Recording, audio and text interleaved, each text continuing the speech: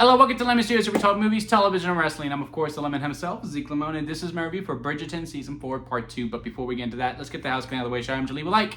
Comment below, let me know your thoughts on Bridgerton, and, of course, hit that subscribe button as it helps me grow into my YouTube career. I would greatly appreciate it. Now, all that out of the way, let's get into it, shall we? So, I was really looking forward to the second half. I thought the first half was really good. I thought, a lot of ways this season was in contention for beating Season 2 as my favorite season overall. And at first, when I first ended the show and I did my immediate thoughts on TikTok, because literally it was boom, show ended, click play, boom, here are my immediate thoughts, raw emotions. It was, because I really loved all the things they explored in this season, especially in the second half. I thought the second half was so strong here this time around. Not that the first half wasn't, it was just first half was really focused on one thing, while the second half they explored a lot more, and it never really felt convoluted. It never felt like any storyline got in the way. They really, it was executed very, very well. Now, after sitting on it for about 24 hours or so, maybe a little bit more, I do think Season 2 stays at the top for me, but Season 4 is at the bottom. If I had to rank the seasons, it probably goes 3 in the 4 spot, then 1, 4, and then 2 after that. All 4 seasons good in their own way, but that is just how I personally rank them. What I loved about this season the most, especially within the second half, is the different kind of loves that we explored throughout. Yes, there was kinship and marriage and true love of like wanting a partner in life. That was very much, the forefront of the show with Benedict and Sophie, yeah? But we experienced a lot more different types. Friendship love, which I felt was very prevalent with Lady Danbury and the Queen. There were 2 mainly. I think there was another time when they got me crying. They got me crying in Season 1 for sure. Well, not Season 1, but Part 1 of Season 4, where, Danbury doesn't want to talk to the Queen anymore because she won't let her leave, but yet she lets someone else have something. And then the Queen actually apologizes. There's just something about that obvious dynamic of the alpha and the beta, and they know their role, right? And they're okay with that. But sometimes the beta just has enough, and the alpha does need to stand down and say, hey, sorry, you mean a lot to me. Please come back. And those kinds of scenes really, really do something for me, right? Here in this season, where they have the scene after Penelope is going to retire as Lady Whistledown. And we had that big moment in episode 6, I believe, which was a good moment. And I really like Penelope's arc for the most part, even though she was very much in the background of this season. I really did enjoy what we did with her, and I'm really curious to see what we do with her in Season 5. I would assume she takes the Eloise part of trying to find out who the new Whistledown is, which I really can't think of who the hell it could be right now at this point. But after the Queen gives grace to say, yes, you can retire as Lady Whistledown, they leave. Danbury's shortly behind her, and the Queen goes, Danbury, or she probably says her first name, and they turn around. They don't talk at all, but they're just looking at each other. But you can tell what's happening throughout the cuts in between them. It's very short and very quick, but man, it did something for me. I didn't even need that at the end of the bit of like, it's okay, you can go. Like when the Queen says that, I didn't need that.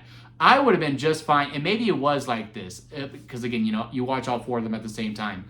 But when she just nods her head, I'm like, damn, that is so good. That friendship was so strong to me. I am going to be really sad to see Lady Danbury gone, because Eloise is my favorite. Bridgerton, I don't know, Violet's pretty up there too. But out of the ones who are going to go on a journey at some point, which is why I'm really excited for 5, because I heard that's Eloise's season. But Danbury, out of the legends, if you will, the Queen, Danbury, and Violet, that's my girl, right? I love that character. And I was really sad to see her go. And so in the finale, after the arc has been passed, she stands, our one girl who, is married to the boxer. And I love their relationship too. It's such a good, healthy relationship. They both know something, but they won't tell their spouse because, they're all about their friend. And when she goes up So what do you know about Benedict and the maid? Well, what do you know about Benedict and the maid? Well, I can't tell you. Well, I can't tell you. Okay, well, he told me this. Okay, well, I found out about this. And then, like, they just have a nice little conversation about it. Love that. But, you know, she finally stands up to the queen. And well, she doesn't stand up to the queen, but, you know, she shows her up. Look, you want this. You want to be, you at first was an outsider as well. No one wanted you here. You love gossip. You love this. You love that. Go into that room, show them what's up, and, you know, make your claim and give this girl the blessing, right? Man, that was such an awesome moment when the queen busts open the door. I was like, what's up? Like, I was so into it. Anyway, but that gets done.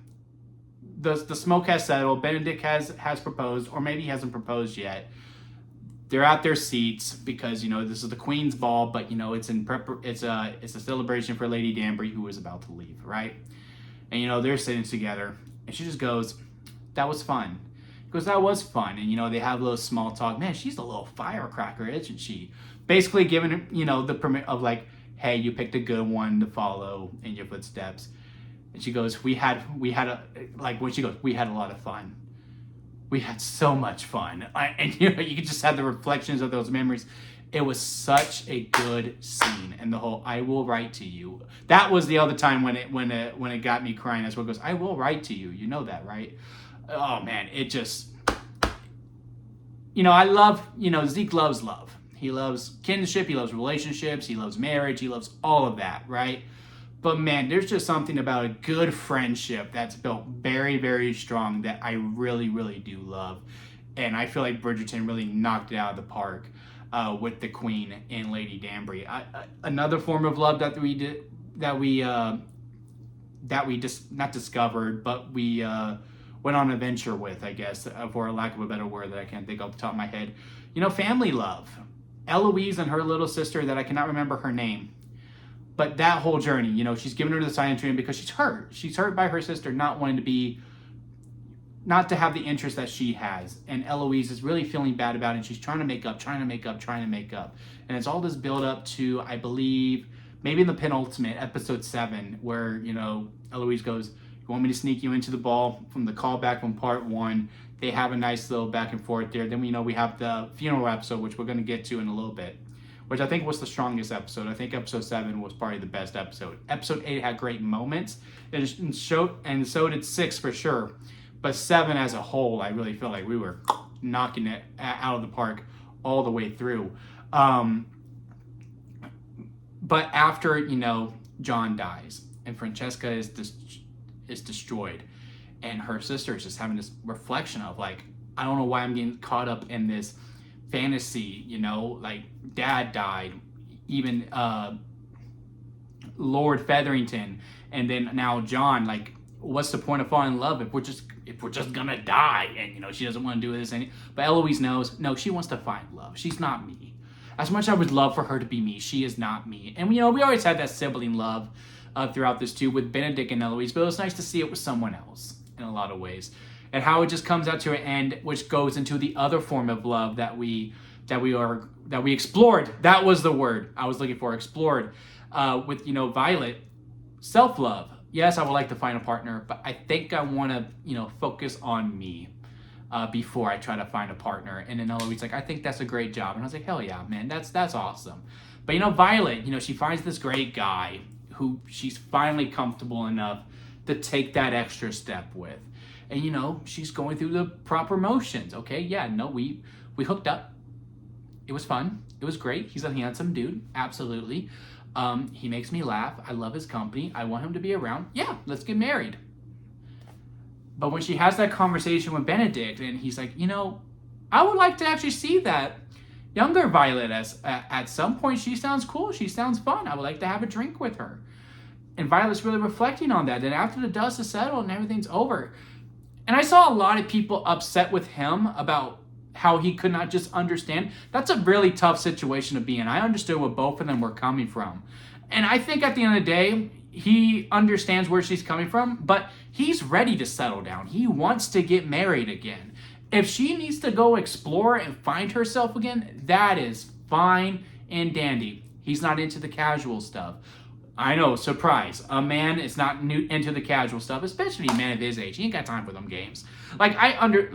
As hard as that conversation was and as hard as it was to watch, I really understood where both characters were coming from, and I'm proud of Violet. Like, yeah, that hurts, that sucks, and she'll probably want to talk to him again at some point. That's probably something we'll explore with in episode 3. In season 5, I got both wrong, but in season 5, but I'm all for Violet going around and not necessarily a hoe face, but maybe she has a boy here, she has a boy there, she's playing it around. She's gonna discover herself again. And I'm really excited to go on that journey with her. Eloise, now she has that self-love, and now she is starting to become a little bit more open to, maybe I do want to find a partner, which again, I'm really hoping is season 5. I can't wait, because Eloise is my favorite. Can't wait for it. Whoever that guy is, he's not going to be good enough because it should be me. And then, of course, there is the love of loss, when you lose a loved one. Episode 7, Francesca. This season did a great job of really making me fall in love with Francesca quite a bit.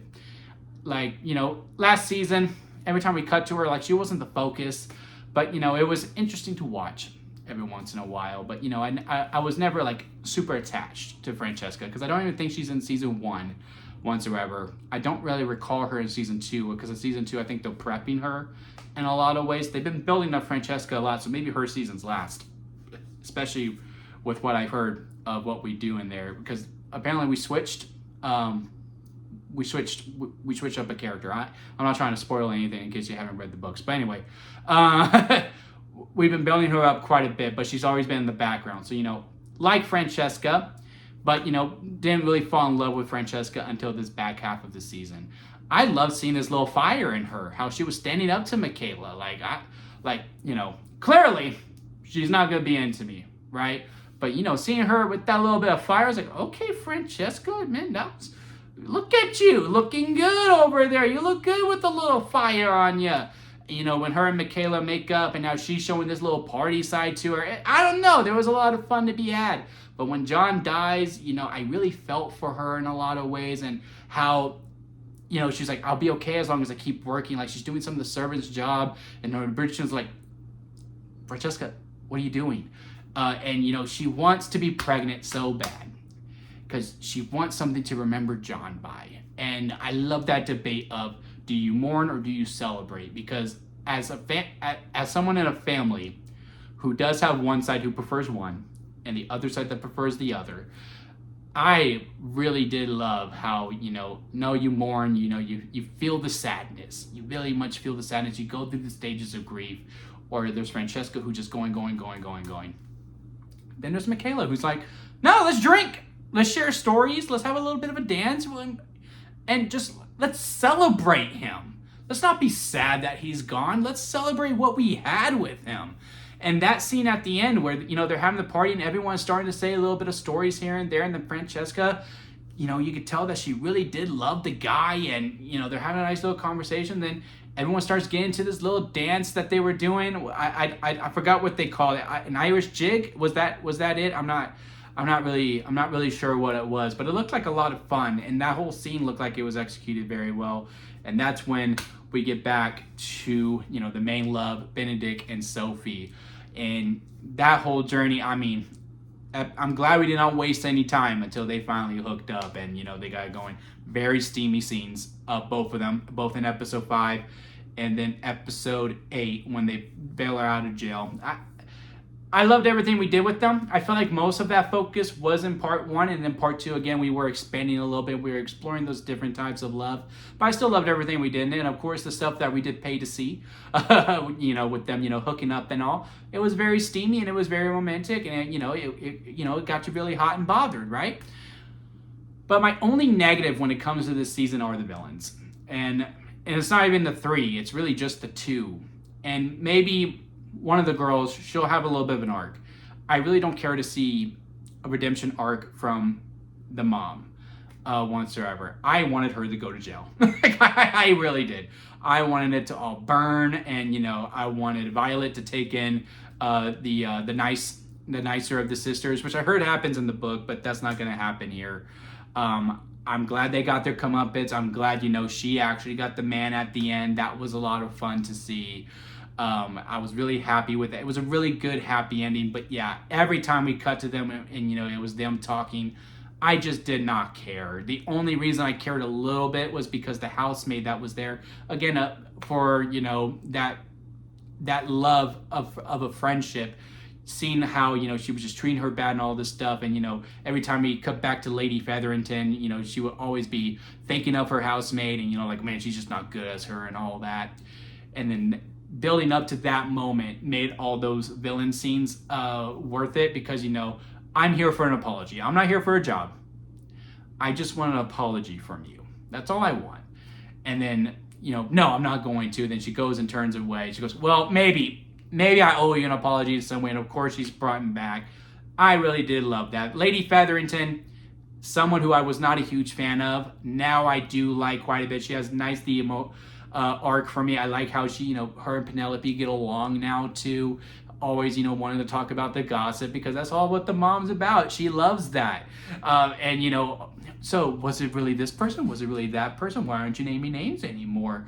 Which is all fair questions to ask. And again, to come around to be like, hey, she does have a heart to the people she really does truly care about. Yeah, man, I love this season. I thought it was a lot of fun. Again, the only thing I didn't really necessarily like about it was the villains, just because they were a little too evil for me. I wanted one redemption thing. I know we tried to get that in the end, where, it made sense. Like, if you kept her on every year, you get a little bit of a sum and all that. But overall, it just didn't really connect with me that very well. But everything else hit it out of the park. Can't wait for season 5. If that's not my favorite season, I would be really upset, because I love Eloise like that.